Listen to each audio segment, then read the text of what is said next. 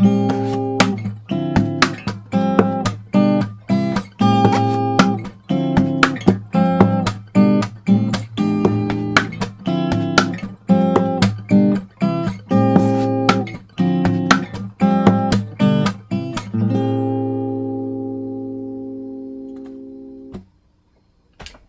everybody, if you're looking for a intro lesson to percussive guitar playing, then I'd like to share some of this info with you. When I think about adding percussive parts to an arrangement, I always think of myself as a guitarist first. Real important, because if you start to think yourself as a percussionist, then your parts on the guitar aren't going to feel natural. They won't be as melodic. They won't have direction. Sometimes they will, but for the most part, you're kind of gambling with that. So you really want to really have a guitar part cemented down so that it sounds good first. And something that's kind of rhythmic. Now, what I mean by that is that you don't have to fill every sonic space with notes, but rhythmic in the way that you want some space there. Because if you have that space, then you have a place to add some percussion to your sound, and that's what you want. So let me play the chords as if I wasn't thinking about adding any percussion in there, and this is what it would sound like.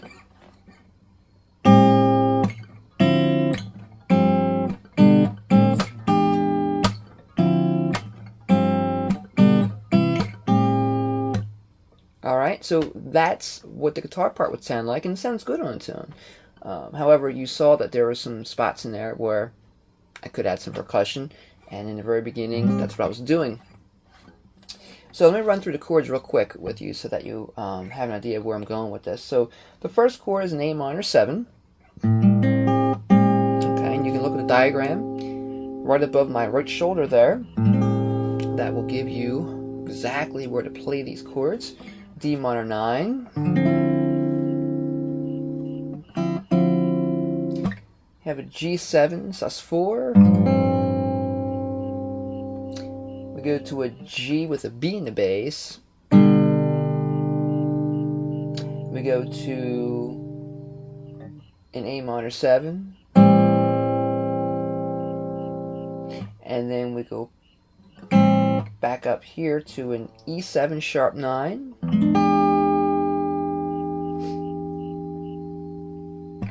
D minor 9.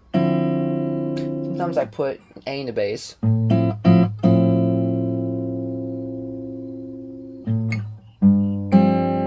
G7 sus4. G with B in the bass. Then I go to a C chord. And then back up to my A minor 7 again. Okay? Now, where the percussive stuff comes in, I'm going to show you the techniques here so you have these as well. There's just a few techniques really, they're not difficult. If you're not used to this, then this will be a real good place to start. I'm doing this palm heel strike on the body. Okay, just acting as a low drum, maybe a kick drum. Okay, in the world of percussion, it could be any type of handheld drum with a deep sound. And then I go into a slap under the waist.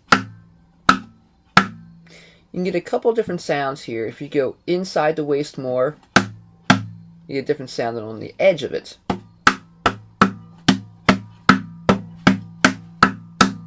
So you want to experiment. Every guitar is going to sound different. Every guitar is going to resonate differently and sound different.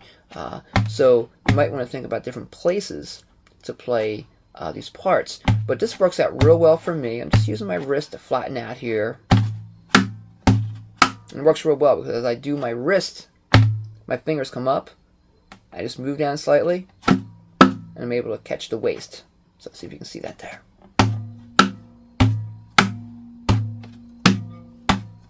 Okay. The other technique I'm using is a brush technique. And that works really well to set up my slap.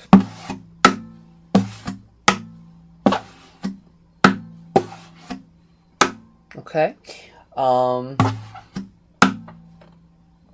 if you can see that again.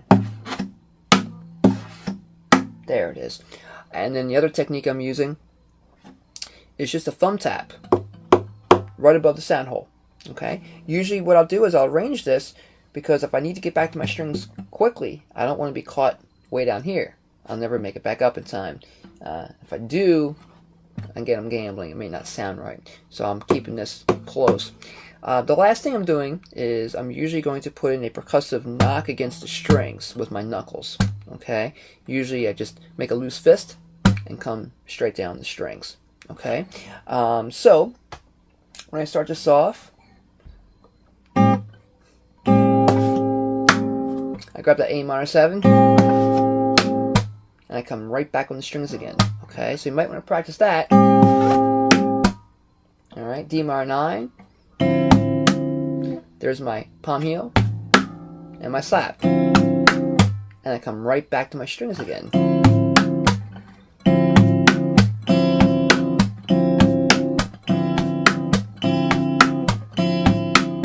Alright, something I should mention.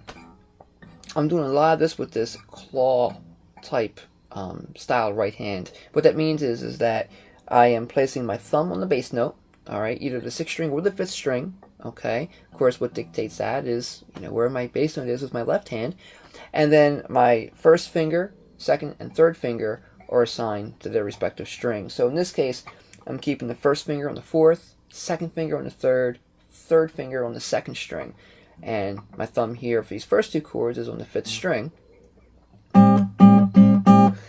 Now, if you haven't played fingerstyle before, real quick tutorial here, and if you're not sure, certainly consult some fingerstyle lessons on this. But real quick, I'll give you the rundown. Thumb needs to be in front of the fingers behind the thumb, so you have follow through into the palm. Real important, because you don't want to get caught up in this pinching technique, because you'll end up using more wrist than your fingers and your thumb, and you're going to be out of position most of the time when you're playing, resulting in being very inaccurate, very sloppy, very noisy type playing. So if you find that your playing needs to be more accurate, or you want to maybe make it cleaner sounding, then certainly try to rearrange the way you approach the strings, and just with a slight angle of your wrist here. Okay, it's all hand mechanics. It cleans everything up. It's amazing. Put your thumb in front, fingers behind, so you have that follow through into your palm. If you can do that, you'll be a step ahead of the game if you're not used to this technique. Okay, so we have this part. Actually, start with A minor 7.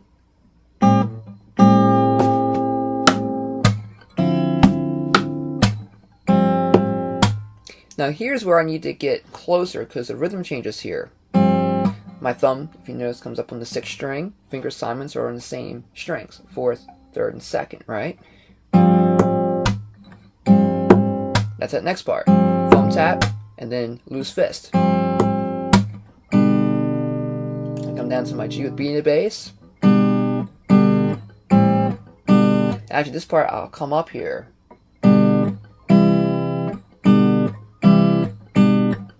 No percussion there, it's too quick. E7 sharp 9, thumb tap, and then I do my hit and my slap.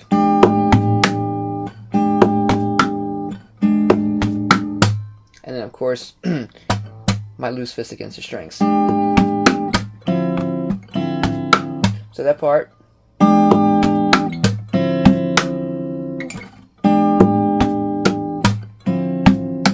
One more time.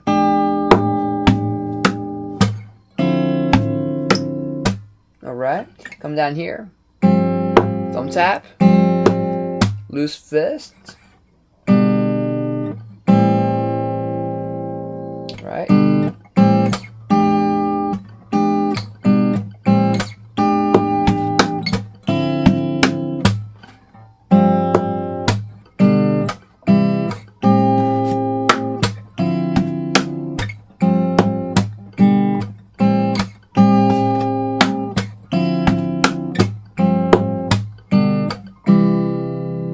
Okay, now you can rearrange that any way you want to. I think I just rearranged part of those sections.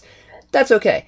Whatever your chord progression is, certainly try to apply some of these patterns. Okay, you can even simplify this a little bit and just do this.